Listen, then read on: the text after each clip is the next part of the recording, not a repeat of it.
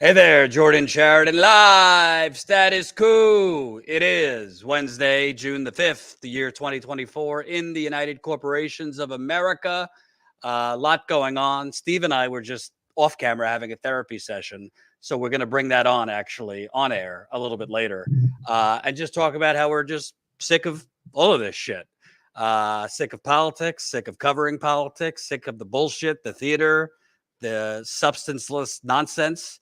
Which might not be good for clicks, but I think it will be therapeutic and very good to discuss.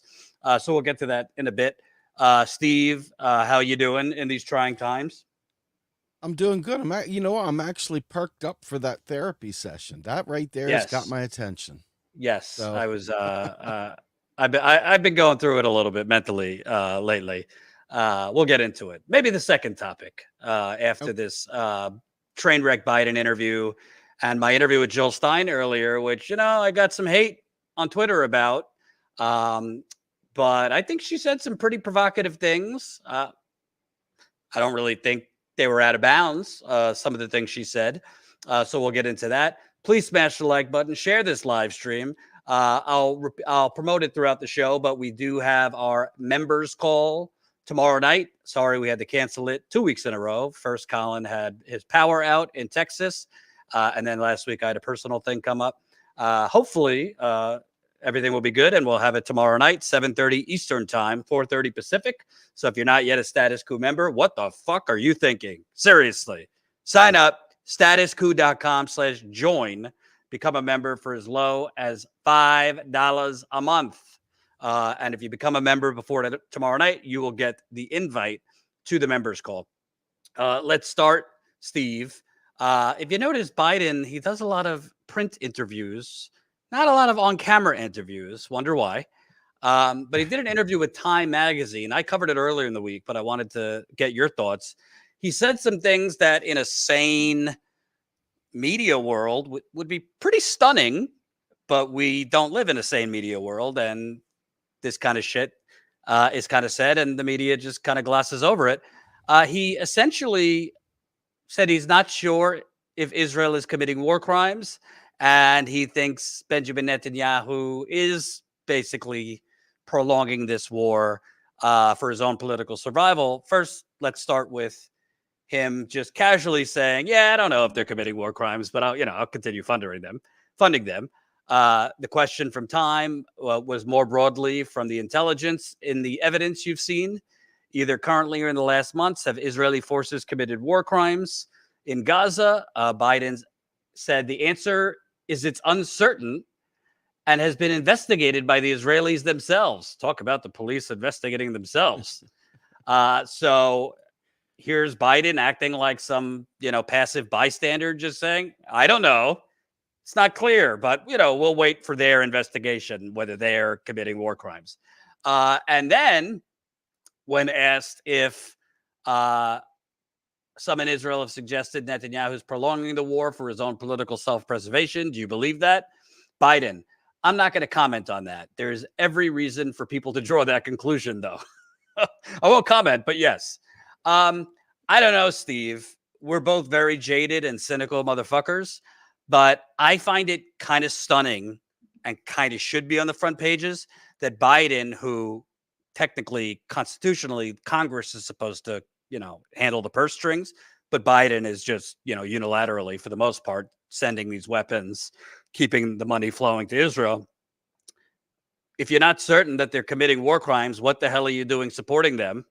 And number two, I think his answer on Netanyahu is prolonging the war for his own political survival. I'm not going to get into the weeds of Israeli politics, but wouldn't that mean that his whole, parade, Blinken, Kirby have been lying to all of us for 8 months now that this is all to eradicate Hamas? Well, yeah. you just said it's actually for Netanyahu's political survival. Address either or both of those. Think about it like this: the people that are not buying Biden's bullshit don't buy Biden's bullshit, and the only thing he can do is lose more support. right? Because people waking up to it. It's not like people that already don't buy Biden's bullshit suddenly wake up and say, oh, let me buy Biden's bullshit. It's only normies that buy Biden's bullshit. They watch The View, they listen to CNN, they take it very seriously. That said, when I think about what the entire shit show is, I'm just looking at results. And I'm looking at the absolute unrestrained bloodbath that is occurring in Gaza. It's not hard to see. It's not hard for anybody to see. Biden definitely gets better intel than we do. He definitely sees more graphic footage than we do. He's probably got some great supporter out there that scours social media and pulls all the clips down so Biden gets to see him. Or he has somebody watch him for him and give him. He's not an idiot. I mean, he is an idiot, but he's not an idiot, if you know what I mean. So with that in mind, okay, anything that comes out of his mouth, it really has very little impact on anything, because the people that love and support the Democratic Party, because that's what it is. Biden doesn't have people that love and support him, really. I think people have people that love and support the Democratic Party and that haven't gotten over their, like, well, my mama told me that if I don't vote, I can't complain kind of thing, right? And so that whole thing is living large and in their brain, and it's running their lives. But for the rest of us that have seen through this for a long time, you're looking at this and you're saying, Jesus Christ, they're doing this shit in our name. They're doing this shit as if we're all on board with it. And they're not even blushing when we go out there and the kids get beat up. So anything Biden says at this point in time, I just flush it right out. I mean, I can't, there's nothing he has to say that is in any way, shape, or form going to inform me. Nothing. I think this is bigger than Biden, though. What I mean by absolutely. that, what I mean by that, yes, you and I have been getting our kicks off on poking holes in this whole democracy thing. Yep.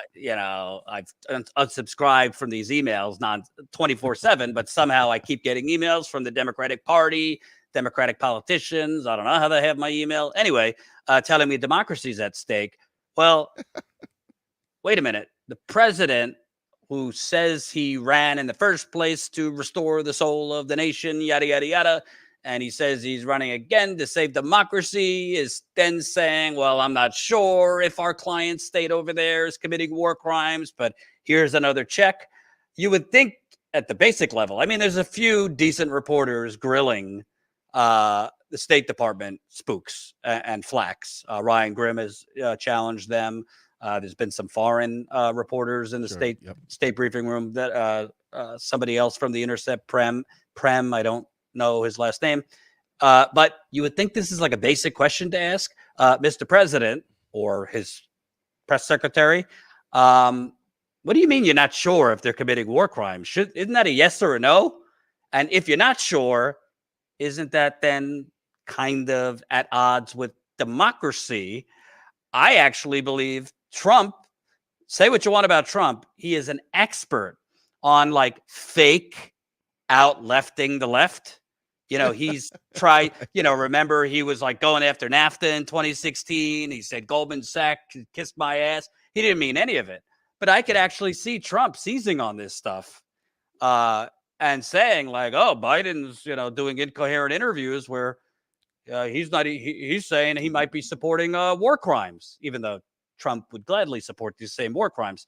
I just find it, I don't, stunning's the wrong word. It's just truly unreal that he said that and then said, yeah, Netanyahu might be doing this for his own. And there's no coverage. The only coverage I've seen of this Time interview was him confusing the names of the Mexican president and the president from somewhere else, which he's done often. I mean, that's bad. But like the whole basis of our support has been Israel's a democracy, Hamas. And in those two questions and answers, he contradicted himself 360 degrees. Yeah, I mean, we're at an all-time low in believability of the things that come out of our president's mouth. I mean, Ronald Reagan was horrible. Bush was horrible. Clinton was horrible. But this is a whole new level of, are there lights behind the eyes? I mean, are the sparks still firing? And I think that that's a generous way of saying, that this guy is just a puppet up there. And everything that we're watching, every last thing that we're watching, there's no, the press has proven itself to be the water carrier for these groups. Did I lose it? Am I connected still? Can you hear me? Yeah. Okay, it's yours. You started fizzling out. Okay.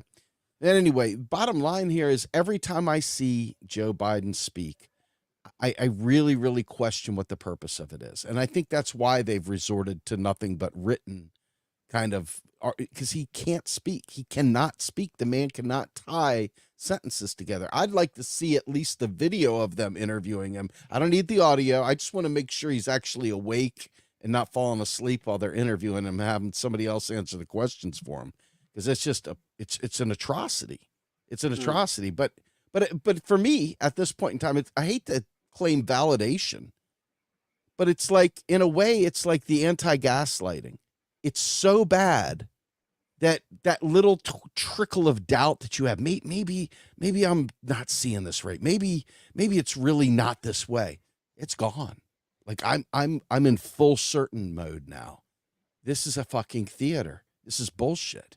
One of the guys out there wrote this great thing saying we're living in a simulation, and not like the Elon Musk version of the simulation, more like a simulation of it's just fake. We're literally living in a theatrical performance, and there's just little things that they throw in there to keep it off enough that we go, oh, okay, it's real life. Human beings make mistakes. Of course it's a mistake. No, this is bullshit, man. They have gasoline under Gaza. They've got townhouses and luxury condos to build in Gaza. They've got a whole ethnic cleansing to take care of, and nothing is going to deter that, no matter what. And the whole idea of Biden contradicting himself about Israel's democracy and stuff like that, my God, if that were the only thing he contradicted himself on, it'd be no big deal. But the fact is, what he's really doing, what is really probably the most brutal, is there are people out there, and God love them. You want to cuddle them and put them in a corner and give them a bottle of warm milk, but they still listen to this guy. They still listen to Rachel Maddow. They still listen to Normie News, and they come at you like, no, you don't understand Project 25. No, you don't understand, Steve. Joe Biden. No, you don't understand. And I just want to give them a big hug and talk to them about their childhood and find out when they bump their head, find out if they're okay, if they need some medicine, because that's who he's talking to. That's who is going to carry this whole thing forward. The problem is those normie Dems, and I got some grief from some of them earlier. We'll play the Jill Stein clip in a minute. I'm not defending them, but they're also kept in the dark because they truly have no idea. They don't know that Biden's FBI. They don't know that Biden's FBI and Homeland Security were infiltrating these peaceful protests and trying, put in moles and provocateurs. They were doing that at these protests, the pro-Palestine protests. They've been using surveillance on these protesters. They've been unleashing the hounds all across the country. The police. What makes that worse? Trump's going to use the military to crack the skulls rather than the police. I mean, I guess that's worse, but it's all bad. I mean, it's just kind of degrees of bad. But I don't really think you could say this is the lesser of two evils when we don't really have. You technically have freedom to assemble, but if you assemble in a way that irritates the masses, if you assemble in a way that's a little too on a thorny subject like occupation or genocide, they're going to unleash the police to crack your skulls, and that's fascist. I mean, that is fascism. It just seems like kind of viewers, the types of people that watch The View and Rachel Maddow want to just kind of close their eyes, count to 10, and pretend that's not so, or it's worse under Trump. But if Trump was president and these pro-Palestine protests were going on and police were doing what they're doing, these same folks would be irate. Maddow would be huffing and puffing. They'd be covering police beating protesters on the chest. They'd be covering this ridiculous gaslighting that you're anti-Semitic if you protest against what the Israeli government is doing. I want to play two clips. I interviewed Jill Stein earlier. I wanted to speak with her about, I mean, you don't the media is certainly not covering it, but she got 42,000 signatures in New York in less than 6 weeks. New York's draconian, should be illegal, ballot suppression under disgraced former Governor Andrew Cuomo. They upped, it's not just that they upped the signature requirement, they made it that you have to get 45,000 signatures in less than 6 weeks, which is damn near impossible. RFK and others were able to do it because they have all the money in the world and they buy lists and yada, yada, yada. But I wanted to talk to her about that, but I asked her about, there was a report in the Wall Street Journal last night, take it for what it's worth, that both Democrat and Republican lawmakers have cited Biden's sharp cognitive decline. I didn't really need a report to tell me that, but the Wall Street Journal said that, in meetings with lawmakers, he was speaking so softly, people couldn't hear him, that he's reading from notes for basic things, basic conversation points. At times, it seems like in meetings with lawmakers, it seems like he's dozing off. So I asked Jill Stein her thoughts. She was a regular doctor, internist back in the day. I'm not a doctor. I'm not diagnosing him, but I asked her, what she thought about that. Let's play it. It just seems like he is not put out there to the press that often. Oh, yeah. I mean, excuse me. You don't need a report from insiders, to see that he's more than slipping. He's long since fallen flat. The way that he delivered, for example, his very important so-called Israeli peace plan, which the Israelis have yet to accept, the way he delivered that, was really kind of shocking. It was so subdued. It was as if, I don't know, it was as if he was talking about a funeral or some small, insignificant thing. And his emotional appearance is so muted and so out of touch with what he's talking about. He does not, seem like a well man. And, I haven't been practicing medicine for some years now, but, having had family members who succumbed to Alzheimer's disease and, related modes of cognitive decline, Parkinson's, you can't get to be my age with my color hair and not have witnessed a lot of this going on, especially in our parents' generation. This is a very common illness, and it's. Do you think there's signs that he might have early Alzheimer's or one of those? Yeah, absolutely. I mean, there's little about him that seems well. And, you can never say from a distance what a cognitive problem is about, and whether it's a symptom of something else or whether it's the primary driver, but just broad brushstroke, yeah, he sure looks like he's having issues of cognitive decline and has for quite some time. So putting aside the fact that we're not doctors, she was basically saying it appears he's having symptoms of that. What I don't understand is if Democratic lawmakers, we know Republicans are going to be talking to the Wall Street Journal, but there were Democrat sources in there too. And it's been an open secret, politicians will spinelessly say this in private. If democracy is hanging off a cliff, why didn't they push this old man to the nursing home 2 years ago? Why are they gambling with so-called democracy and I think wannabe fascist?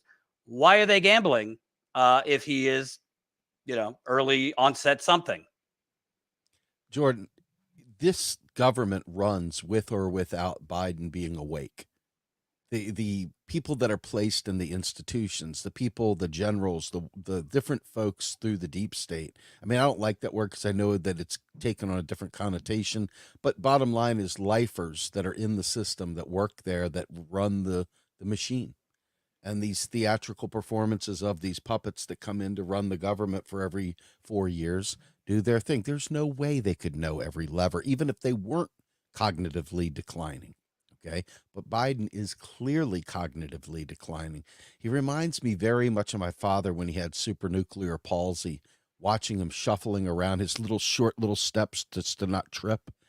And that's no knock. I mean, like, I have reasons to hate Biden that extend way beyond any kind of critique of his health. So this is not a critique in that sense. But he is truly showing that he has got something going on, something for real going on. He is not, I mean, they were celebrating that he only made 3 or 4 foibles of speech in a State of the Union, for crying out loud, much less that crap for the Israeli peace plan. It's laughable. So I'm less concerned about that. Stop being such a snowflake. Good Lord. I can't take people. Unsubscribe. Go away then. Unsubscribe. First of all, I'm reporting you to the Department of Justice. Dude, I want to, folks, this. Can I just say something? Can I just say something? Susie, so sue me. My grandpa, God rest his soul, he had Parkinson's and drove back and forth from New York to Massachusetts 3 times a week. So you could still technically keep up with the schedule while having, serious illnesses. I have no idea if he's got Parkinson's, if he's got Alzheimer's. I didn't even bring it up. She brought it up. And I think her point was he's exhibiting symptoms that align with that. But the point is, he clearly, there is no political strategy in the world where you would not put the president out for an interview ahead of the Super Bowl in front of 100 million people in a presidential election year. His people did not put him out for an interview during the Super Bowl. That is default. Whether you're Democrat, Republican, you do that. He has done less press conferences than any president in history. When he does speak with the press, it is generally in the morning. So you could say what you want. He has confused the presidents of different countries, and he has confused just different countries, period, over and over again. And why this matters, putting aside Ronald Reagan's political and moral depravity, Ronald Reagan, I mean, it's not a secret, had had one of these illnesses in his second term. All this huffing and puffing, we don't want Trump to have the nuclear codes. I don't want Trump to have the nuclear codes, but I also don't think it's a great thing to have Biden, even with sound mind, but put aside that, if you have somebody in failing cognitive state, you don't want them governing when there's already hostilities with a nuclear power, Russia. You don't want them governing because part of these illnesses is impulsivity. And you could say, well, the generals and the deep state would rein him in. I don't know that. So I think her point was he's not a well man. And by the way, this whole late life stutter, I know he had a stutter when he was a child. I've been covering politics for about 10, 15 years. I didn't notice him have speaking problems when he was a senator. I didn't notice him have speaking problems when he was vice president. Suddenly he had a stutter when he was running for president. Give me a break. But Steve, to wrap this up, she also pointed out that he's kind of losing his marbles on Israel-Gaza. Let's play that. I can't hear you. You can't hear me? I think that's on your end. I got it now. We're good. Okay. Sorry about that. She also said he's losing his marbles a bit on Israel-Gaza. Let's play that. It doesn't get any more draconian than this. And Joe Biden isn't certain that it's a war crime. And in spite of his uncertainty, he continues. On one hand, he says he's going to pause a certain group of weapons, the most intensive bunker buster bombs. And then a couple days later, he's appropriating another $1 billion of weapons to continue the same assault. The man has really lost his marbles, if he hadn't already.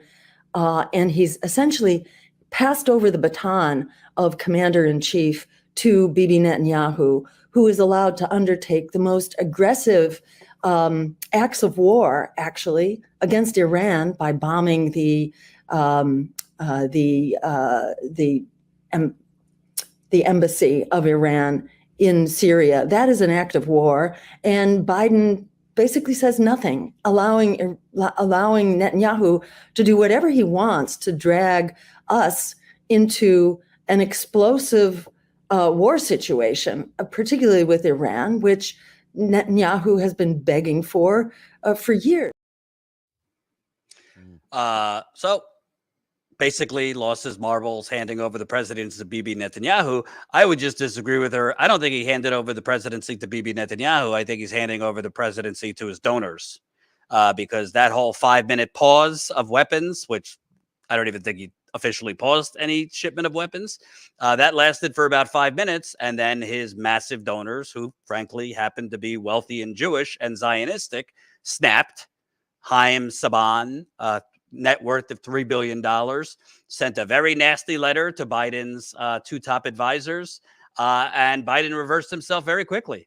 I think his policy on Israel, it's less about him being like a Zionist, as he calls himself. It's about him being a politician. And he calculated, well, if I do the right thing, I'm going to lose a lot of the biggest donors.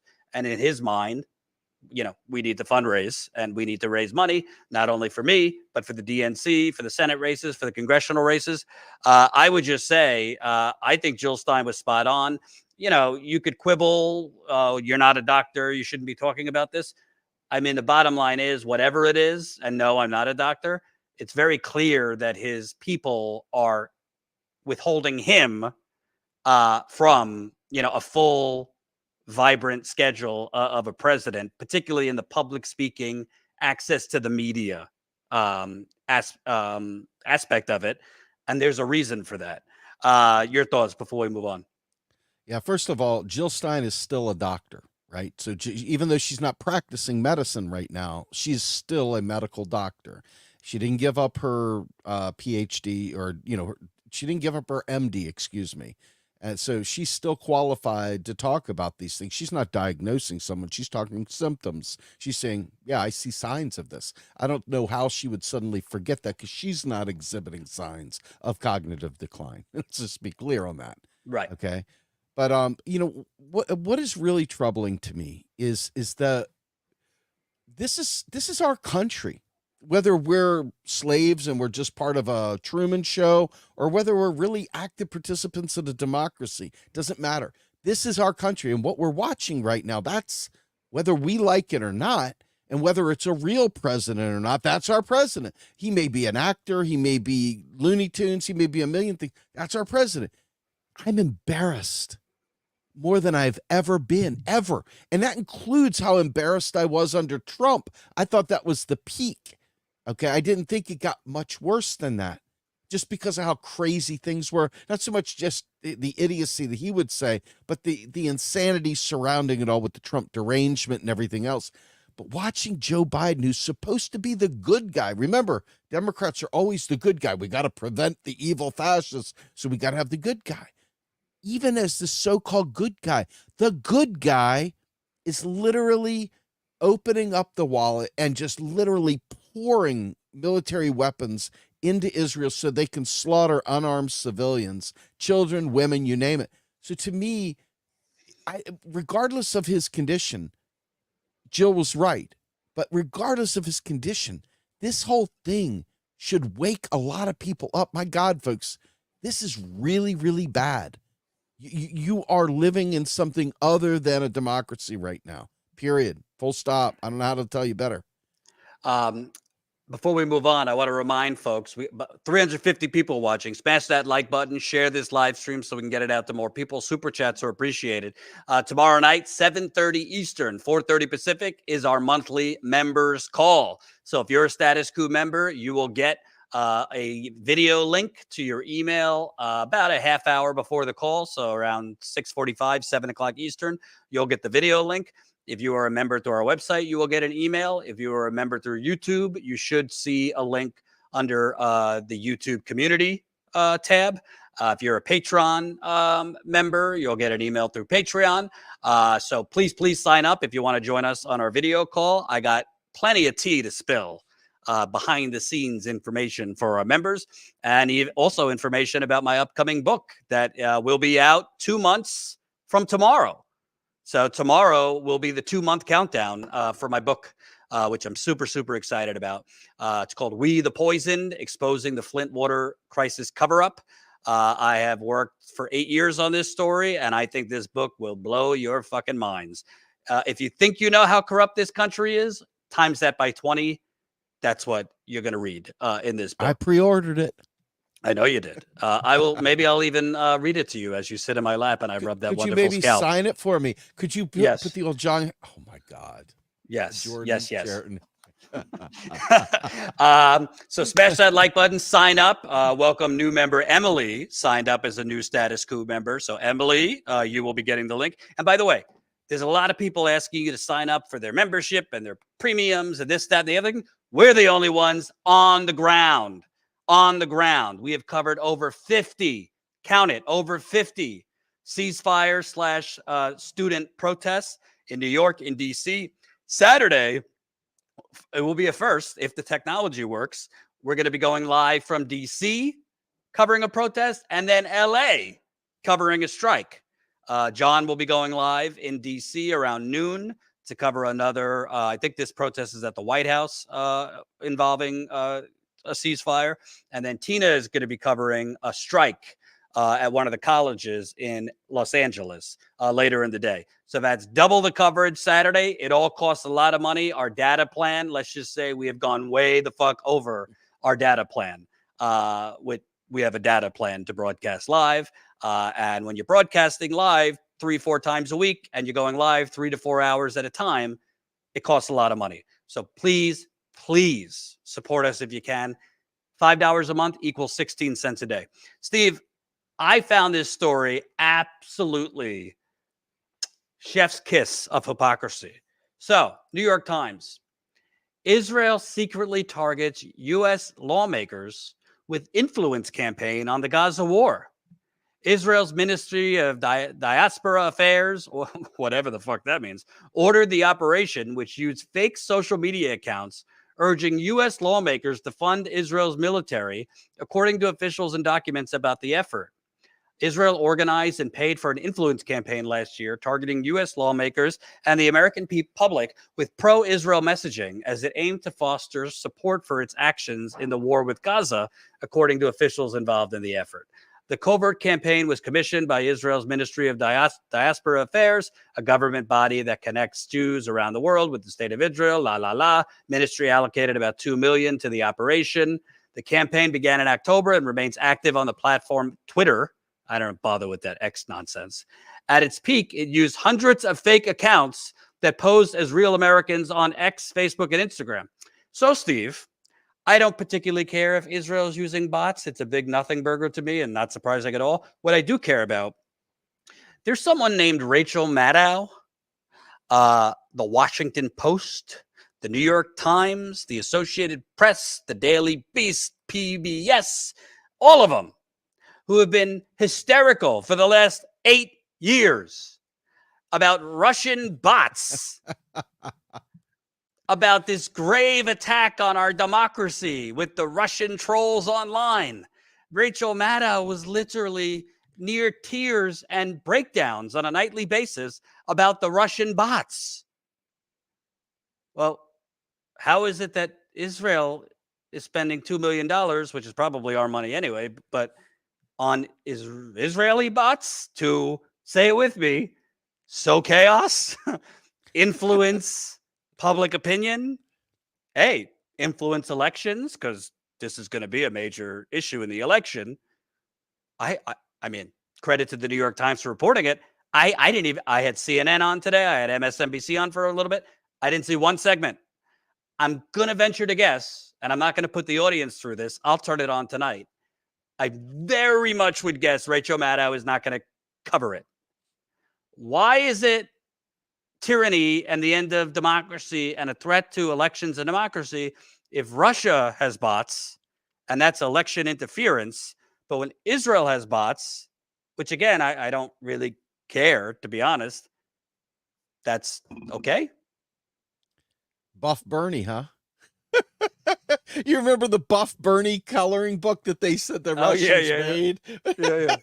Yeah, And the worst part, I remember the what was his name? Casey Charlemagne, that was putting all the porn bots in the Bernie Facebook groups to get them shut down. And but you think about how funny this is. They literally ran around, and how do I know it was like totally, coordinated, right?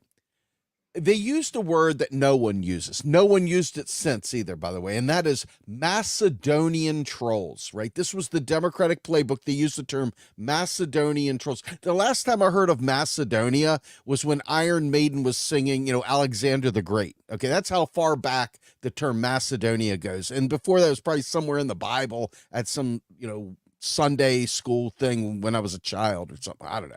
But nobody talks about Macedonia.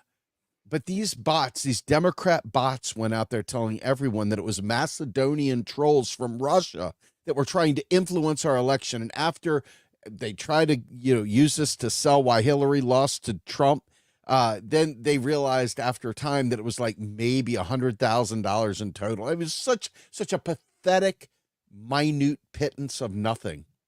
And yet they have used that as the very cudgel to use algorithms to shut us down on Facebook, use algorithms to shut us down on things like Twitter, use algorithms and such to shut us down on YouTube. And they can't do it on TikTok, so that's why they're losing their mind over that. But the fact of the matter remains that they have always, always, always used this as air cover. And now that it's happening and it's in plain sight, it's not even I wonder if it's happening. It's happening in plain sight. It's literally the news. And they're silent. They're shutting down. They're saying, oh, that's not happening. What do you want, Trump? That's not happening. What do you want, Trump? It's embarrassing. I'm ashamed to be a part of this country when I see that kind of idiocy have any kind of air cover at all. Zero. I mean, it's horrible. It's embarrassing. But the reality is, it doesn't bother me a bit, because damn well every last one of these countries, especially the one we live in, influences elections around the world, puts their dick in somebody's strange pants. I mean, they're always screwing around. They're always doing something to someone and then crying foul when it's done back. But not this time. Why? Because this is in support of Biden in their mind. This is in support of their boy. And let's be honest, I hate to be conspiratorial, but I'm sure you can weigh in on this. Look at the board of directors and who owns the actual media companies and what their interests are. It doesn't take much to figure that one out. I'll leave it at that. I just find that, the media and the American political system is such an empty vessel, and it's so hollow, and nothing really means anything anymore. I don't want to be a nihilist, but like, everyone is just full of shit. That will be my next book. Everyone is full of shit. I was on the record dating back to my TUIT days that Russiagate was bullshit. Yeah. Did Russia try to infiltrate and like hack the DNC? Probably.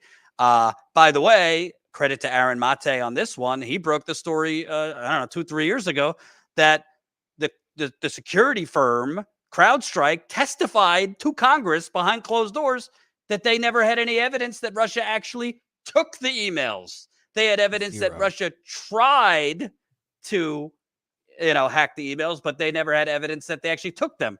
I wonder why. I wonder why the DNC didn't allow the FBI to review their servers. If you've been hacked by Russia, wouldn't the first people you want to look at your servers be the FBI? Donna Brazile and the DNC wouldn't let them. So all that shit was bullshit. Hillary Clinton lost because NAFTA, because the 40-year neoliberal bubble burst, because she had no economic message, because she was busy during the month of August fundraising in Napa Valley, San Francisco, and the Hamptons, while Trump, to his credit, was barnstorming the country doing 2 rallies, 3 rallies a day. He was full of shit. He was lying and hoodwinking a lot of right-wingers into thinking he's some populist, and he's laughed and stolen their money to the bank. He's literally paying, off porn stars. He's paying for multiple legal defenses off of good working class people's money, because frankly, they've been hoodwinked to think this guy gives a shit about them. He doesn't care about you. Sorry, MAGA Nation. But I just find it so unbelievably infuriating that I didn't have to, but that you couldn't go anywhere without this Russia Red Scare hysteria. I mean, Maddow and the Daily Beast and Mother Jones, and there's books and there's podcasts all about collusion and, drinking game. But the literally same shit is going on with Israel, probably actually more effective than Russian bots. Crickets. It just shows you it was all nonsense. And I don't know if you saw this, but I'd love to get your reaction. Rachel Maddow is now preemptively trying to, pave the road, lay the bricks for the excuse if Biden loses, that Russia is now sowing chaos, wait for it, at the upcoming Democratic National Convention in Chicago. This segment was just absolutely batshit. Colin, if you could play this. European intelligence services say the Kremlin has funneled hundreds of thousands of euros to dozens of hard-right politicians in a bunch of different European countries, paying them to plant Kremlin propaganda in Western media outlets, boosting pro-Russia candidates in the process. Russia is really scaling it up in terms of what they are doing for election interference around the world. And we have an election this year, too. Maybe it is not surprising, but still bracing to open up a Chicago paper today and read this. Russian propaganda push expected in Chicago for Democratic National Convention, experts say. It's coming to Chicago. There's anticipated to be tons of protests. There's battles over permits already happening. And I think the idea is this looks like something that Russia could exploit. And that's what the experts kind of told us here. I know that Democrats have been speaking with confidence, including to you and your colleagues at the Sun-Times, about how they're preparing for everything. They're ready for anything. There's been a lot of focus, obviously, on the expectation for pro-Palestinian protests and protests against the war in Gaza. But is it your sense, or are you hearing from Democratic officials, from convention planners, that they are sort of on the alert for malign efforts like the ones you and your colleagues described today? We haven't heard that from, planning officials in the Secret Service and Chicago Police Department, the people who are kind of like coming up with the protest zone and, where people can protest around the stadium, the United Center. These were more from us having this idea of saying, hey, this, foreign influence campaign had such a huge impact on the 2016 election. What's happening now? And so we started to do research, and we started to, as news reporters do, pick up the phone and call very smart people who are experts and kind of hear them out. We did what news reporters do. Let's make up some bullshit about Russia.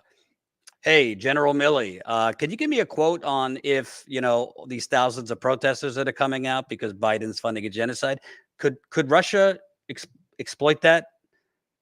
Oh, yeah. They're already doing that. Thanks. Voila. We have a news story and a primetime news segment. I mean, have you ever seen a bigger hot air balloon than that? I've got a different take on this. It's slightly different. Fancy that, but it's slightly Feel free. different, okay? Feel free. I look back at 2016 and I say to myself, and I know, folks, this is going to take you a little bit further than your comfort zone. Probably some of you out there are already thinking it's probably even way further out than what I'm saying. But I look at this and I say, the reason why certain things happen is to create crackdowns and lockdowns and manufacture consent. Okay. I believe that they always wanted to have the specter of Trump in the White House, they being the oligarchs. And I mean, folks, we can't say we're an oligarchy 1 minute and the next minute pretend like it's all about the proles. Okay. We have to understand that we do live in an oligarchy in between segments. Each segment, we're living in an oligarchy. Okay. That said, when you think about what happened in the first Trump run, when you think about Hillary and you think about that stuff, the fact of the matter is that Trump served a very important purpose. There is no left organizing right now to meaningfully do what the right did on January 6th. And I'm not saying we should do what I'm just telling you point blank. These things were easily quelled. That could have been easily quelled. They had information. If they wanted it quelled, they didn't want it quelled. Why? Because the fallout allows them to now suddenly say, well, if you say that Zionism is committing genocide, we can get you with a hate crime. If you're doing, somebody says, I'm going to contact the Department of Justice about you saying these things, right? This is McCarthyism. But this is all about keeping us quelled, keeping us down, keeping us in a submissive place where we accept whatever the fuck ever they send our way. Because I don't believe for a minute that these are real, genuine, honest-to-God elections. I believe they have to be within the pale of reasonability, like in The Matrix, where they said, the original programming of The Matrix came out and it was rejected because it was too perfect. There was never any problems. So they had to throw a few monkey wrenches in there so that people believed, right? I believe that we see all these little mini monkey wrenches, but I don't believe for a minute. I believe the oligarchy wants what the oligarchy wants, uses its puppets to enact it and do whatever, at least be the face of it on TV. And then whatever happens, that's why when Joe Biden's like drooling on camera, it doesn't make a bit of difference because he wasn't the one making the decisions anyway. Okay. I really don't believe it, period. So these ideas of bots and so forth influencing our elections, bottom line is that whatever it takes to sow like confusion, right? We need to be confused so that whatever the results are, we can bicker about, but ultimately democracy will win. And that's the game, man. That's game. That's it. That's game, set, and match. So for me, it's not so much what they're saying, because all these stories are things that there are very bad people out there doing very bad things for sure. But there are very, very gullible people that sit there and put the I just voted sticker right there on their forehead, do the selfie, tell everybody about how, I'm so proud I voted. And that is all about maintaining the illusion that we're really picking these people. Because I assure you, when you saw what the people wanted Bernie Sanders, right, wrong, or indifferent. Even though he's turned out to be a bit of a sheepdog and turned out to be not the guy I was hoping for, the point is that they did not want that. He was there to keep people engaged because people were not engaged in this corporate bullshit. Nobody wants to hear a centrist Democrat. Nobody wants to hear a fucking shit lib at all. And most of the Republicans, they don't want to hear a standard corporate Rubio, whatever. They want a populist. The Democrats, the people that are really active, are saying, we know this is a fucking simulation. We don't want this bullshit anymore. And that's why you see these fringe movements gaining steam. It's not because they're necessarily right. It's just because they ain't the establishment. They aren't these nitwits propping up the bullshit. So as I think about each of these elections, they have to have enough, whatever you want to call it, believability, that we go and we continue the march, right off the cliff. And that's where that's where I'm at now. I've really come to believe this is truly, I hate to say a simulation because that sounds weird, but I know what I mean. It's not real. The real things are happening. All these things are really happening. They just aren't because of our remarkable democracy we're supposed to defend. Think about this, Jordan. If you were president in a real functioning democracy, and you saw the youth of today and the teachers and all the people of higher education literally camping out around campus saying, please divest from this shit. Please stop murdering these children. Please stop supporting this trash. You might do something different than what you were doing if that was really the way it works. But that's not, and there's your evidence. It's like, oh my God, my taxes fund spend. No, you didn't, because through the pandemic, you saw empirically they were able to spend whatever the fuck ever they wanted to spend. And you didn't get your tax rate. There was none of that. Okay? So you've got to start fucking keeping these thoughts in your brain, not flushing them. Keep them in there as you analyze this stuff. It's not passing the smell test, any of it. Like it's beyond that kind of pale of believability at this point. For me anyway. Yeah. I may be weird. Real quick, we're not going to do a full segment, but I wanted to mention, and we are going to get to some therapy, because Steve and I were talking before we started the show, and we want to do a little group therapy. Real quick, I want to mention Amazon Labor Union, which was the first set of Amazon workers to successfully win a union in America. It looks like they are going to be joining with the Teamsters, which I think is a major, major big deal. They have been stuck basically after winning that union for 2 years now because Amazon, it should be illegal, but Amazon, because it owns the politicians and the National Labor Relations Board doesn't have much teeth to do anything criminally about this, Amazon has just refused to come to the negotiating table. So it seems that there's a tentative deal. It still has to be ratified by Amazon labor union members and workers at the Amazon warehouse in Staten Island, where they unionize.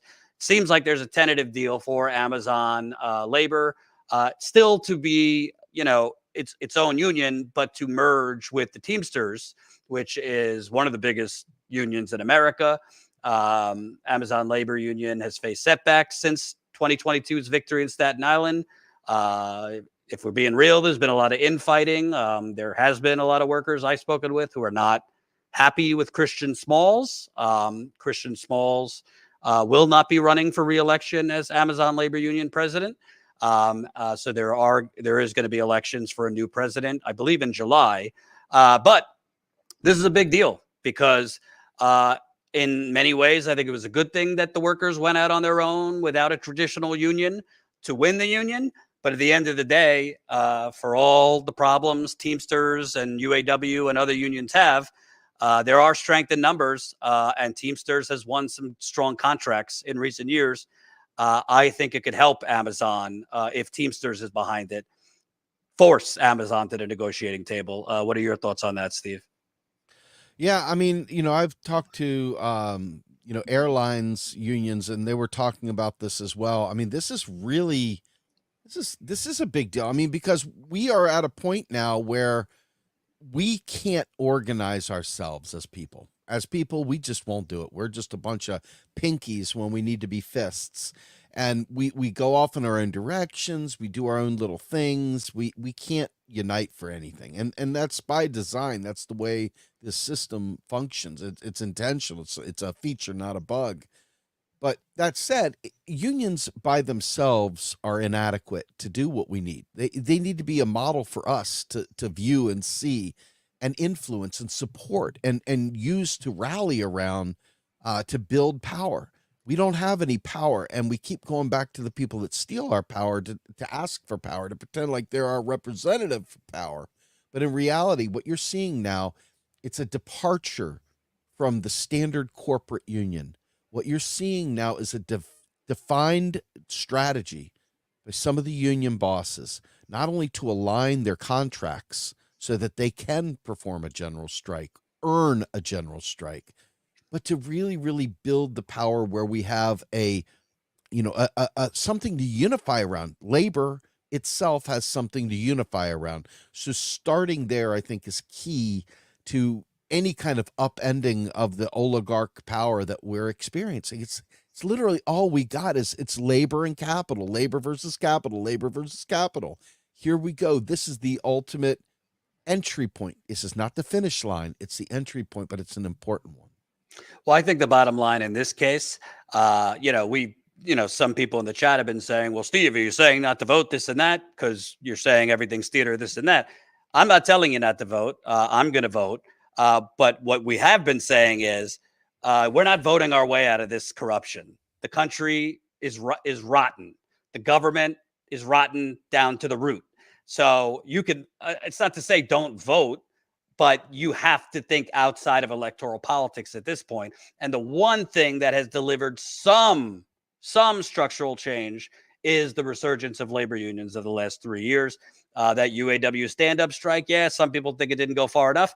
They got a damn good contract considering for the last 20 years of just total, brutal fists workers have gotten from the bosses. UAW forced and went on strike and got a good contract. And I think, with Amazon labor union, obviously winning the union is half the battle because there are no enforcements to make these corporate villains, multi-billion-dollar, or in Amazon's case, trillion-dollar companies.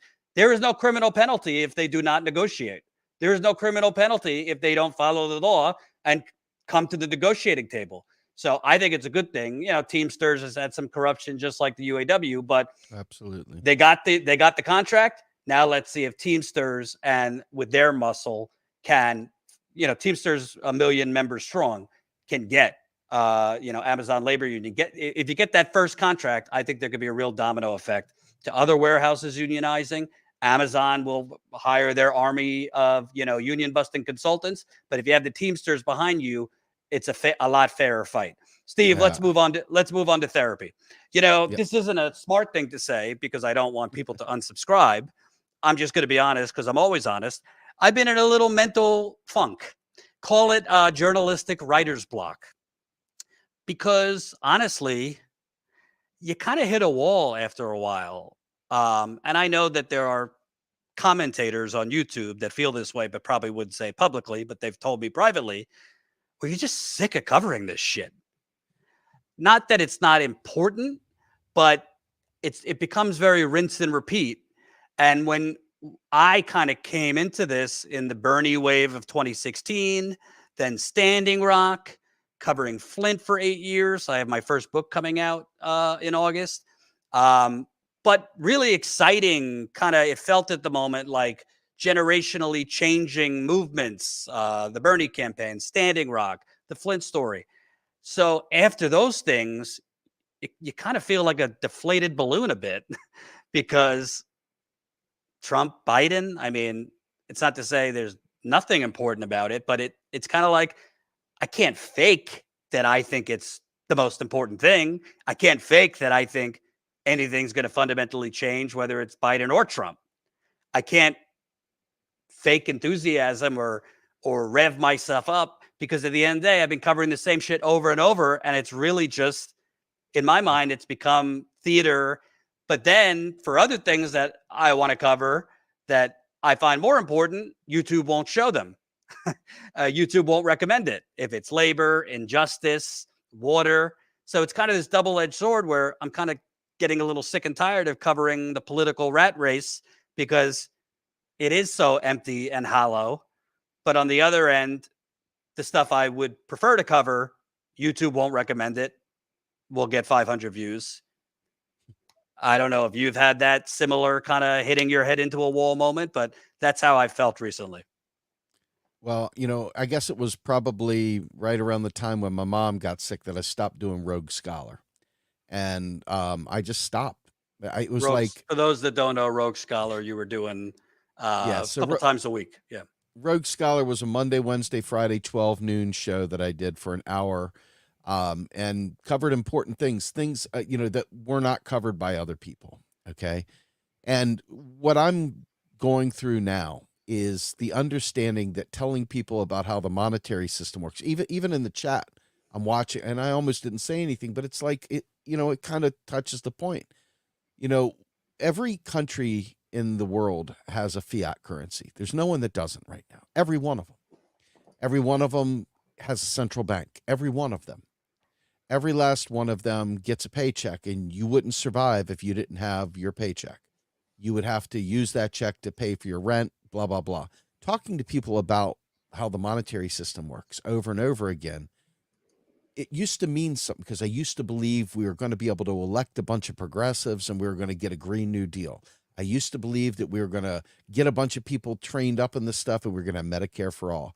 I used to believe that we were going to have all these people understand we're going to get student debt canceled and free college and that we were going to make housing a right. You know how they said that in all the campaigns? I wanted to believe, okay? And maybe I didn't believe, but I wanted to believe. I at least wanted to believe. The want to believe was still there. But after repeated efforts and watching, I think the real light bulb moment hit me hardest. It hit me a while back, hit me back in 2016. But what really, really took me out of the game was when Kelton, Sarah Nelson, Derek Hamilton, and others sat down with the Biden transition team from Bernie and him, the we're all going to come together thing. And every single piece of legislation that we fought for was said, nope, no job guarantee. Nope, no Green New Deal, Green Dream, whatever. No, I won't call for a vote for Medicare. No, I will veto Medicare if it comes across. All that's, it's just wiped out completely.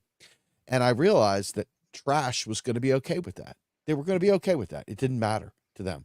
I just sat back and I was like, Jesus Christ, the whole reason why I've gone every single day of my life waking up and doing the shit and going back to bed and thinking about it again, doing it again the next day, was because I really believed that if I could teach people how the monetary system really works, that they would be empowered and they would take it to their congressmen and women, and they would take it to all these people, and it would suddenly, they get to the press and they teach the correspondents how to talk about money, and they blah, blah, blah. And it would just be this thing, and it would take over. We would win. That was my childlike belief. Now, what I realize is teaching people about the monetary system is a radicalizing tool. I no longer look at it in a hopeful way. I'm not looking at it like, here's what we could do. I'm showing people, here is the way it works. That, you say it's worthless Federal Reserve dollars or whatever. All of it is. There was never, the gold standard was still fiat currency. Even though it was backed by gold, it was still fiat currency. You got to be smarter than the average bear. Okay. But reality is that this is how all monetary systems work, period. Going back to people that you probably don't even give a shit about, like Friedrich Knapp, who wrote State Theory of Money, etc. So at the end of the day, everything that I gave a shit about, okay, I've had to remodel and remake to understand that it's a radicalizing tool. It's a wake me up tool. Hey, you thought you were saving democracy, but if you were saving democracy, you would understand that the public purse is the public money. It's not taxpayer dollars. It's the public money they create, and they're not doing anything for us, but there's an endless supply being sent to Israel for them to kill children and women. It's too much for me. And based on that, people, it's impossible to get past. Two things. Number one, write it down. Your memoir will be titled, I Used to Believe, because that is profound. You said I used to believe 3 times. That's what your memoir or your book should be. I Used to Believe by Steve Grumbine.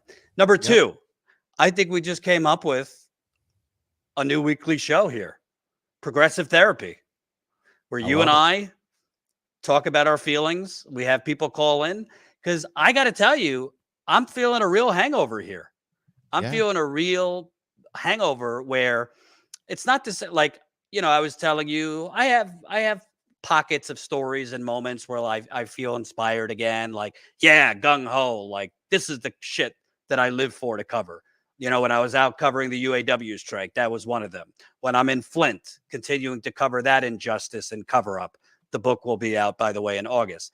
But those are few and far between at this point. There are no more Bernies or leaders to follow or cover in the progressive movement. There just isn't at this moment. And I don't even think it's healthy at this point to be waiting for that to lift our spirits. There are strikes and union organizing to cover, but it's kind of few and far between. So on a day-to-day basis, I'm left with, I got to cover what Biden said, or, the latest horror in Gaza and this and that. And you kind of just journalistically lose your zest, I guess you could say, or that fervor. Because there's plenty of people in corporate media who they never were doing this for that passion or zest. They're just doing this to move up the corporate ladder, and they're happy to cover Trump, Russia, and other bullshit 24/7, whether they are into it or not. They're into just the camera and the attention and rising the corporate ladder. But I'm the kind of person, and I'm the kind of journalist, I need to be inspired by what I'm covering. I need to think there's hope. I need to think that what I'm covering matters. And just recently, in this kind of post-Bernie era, in this kind of post-Standing Rock, George Floyd protest movements, sure, I'm sure there will be another movement somewhere down the line, or another big thing somewhere down the line. Obviously, what's going on in Gaza right now is a major thing, and I'm definitely passionate about covering that. But at a certain point, journalistically, you kind of just hit a wall. I mean, I'm going on a decade in the kind of progressive sphere, independent media, and I've just kind of hit that journalistic version of writer's block, where I need something new to sink my teeth into. I'm done writing the book. I'm still, covering Flint, but I'm kind of looking for that next thing to really just galvanize me, emotionally and spiritually, to be like, this is my next cause to cover. And I'm thinking, we as progressives, we need this. We need to talk more, not about the policy, but about, I know it sounds corny, but about how we're feeling, about, our if we're feeling deflated, if we're losing that kind of spark that motivated us to go knock on doors or do things. Because I think we need to lift each other up, not just on policy, but on the inspiration level, on the stay in this level, on the, hey, you know what, it's okay to take breaks for your mental health too, kind of thing. Let me just say this. One of the And things that I say this quickly because I got to go take care of my kid. Go. That's all right. Okay. The challenge here is that you're putting all your hopes and dreams in electoral politics. Not you, but just in general. That we're putting our hopes and dreams that we're going to vote them in there and they're going to save us from the shit. We know that's not true. That's part of the problem. We know it's not true. So the idea, the stars in our eyes that the AOCs of the world aren't sold out, pieces of crap and so on, that ship's sailed, man. We're not seeing them the same way. They're not standing on Pelosi's desk. They're not seriously fighting in the way that we need them to fight. They're playing the game. They're being part of the machine. For me, at this point in time, I think that the real deal was changing what my goal is to keep me motivated to do what I do with Macro and Cheese. And that is, I realize that the goal here now is to wake people up, to bring people out and to get them to think about the simulation we're living in and to realize that the money that we could have to do these things, it's there. We could do it any time we want, but we can't because we don't have access to it because we don't live in a democracy. And the sooner people have that awakening, okay, and this goes back to kind of like, voting for this person and voting for that person and hoping blah, blah, blah. The reality is you're getting the same shit sandwich no matter what comes through the pipe. That's the problem. And until people realize that, they're going to keep doing that 8-bit video character walking right into the wall. So anyway, that's it for me. Tell people where they can find you. Yes, I am Steve Grumbine. I am the host of the podcast Macro and Cheese. It's on every meaningful podcast platform out there. We do a Macro and Chill on Tuesday nights. It's a webinar. Come join us at our website, realprogressives.org. And hopefully I'll be getting back to doing the Rogue Scholar in the future with a slightly different bend. That's absolutely. Thank you, Steve. Remember, folks, tomorrow night, 7:30 Eastern, 4:30 Pacific, our monthly Status Coup members call. Be there or be square. If you were a Status Coup member, and I saw we got 2 or 3 signups while we're live, so welcome to our new members. You will get the link through your email to join us on video. Your video doesn't have to be on. You could just listen if you don't want to be on camera. You will get the link to our monthly members call about a half hour before we start. So think like 6:45, 7 o'clock Eastern tomorrow night. You'll get the video link to join us. I will definitely have some behind the scene things to tell you that the public does not know about my book and other things. So please sign up.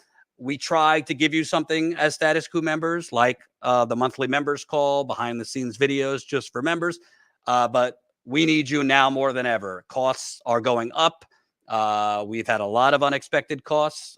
Financially, it's been tough recently. I'm not going to lie. We do not have any corporate fat cats. We do not have any big donors from the Democratic or Republican Party buying us off. We do not take money from corporate America. Our funding comes from you. And humbly, we are the only ones covering on the ground the stories that matter. As far as I know, there aren't any other independent media outlets covering as many protests as we've covered. Again, we're going to be covering 2 protests on Saturday, one in D.C. and one in Los Angeles, both about Gaza and, pro-Palestine sentiment.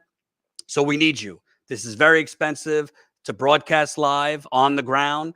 Just going live for 2 to 3 hours, our monthly costs are about between $500 to $1,000 for our data plan, our server, and our broadcasting equipment. That's before we start having to pay freelancers like John and Tina. So please support us if you can. Colin, save the super chats for tomorrow because I have a heart out. Sorry, I'm not reading your super chats, but my wife's got to go and I got to take care of my kid. I will see you back here live tomorrow night, and we will have our members call tomorrow night, 7:30 Eastern, 4:30 Pacific. Have a good night.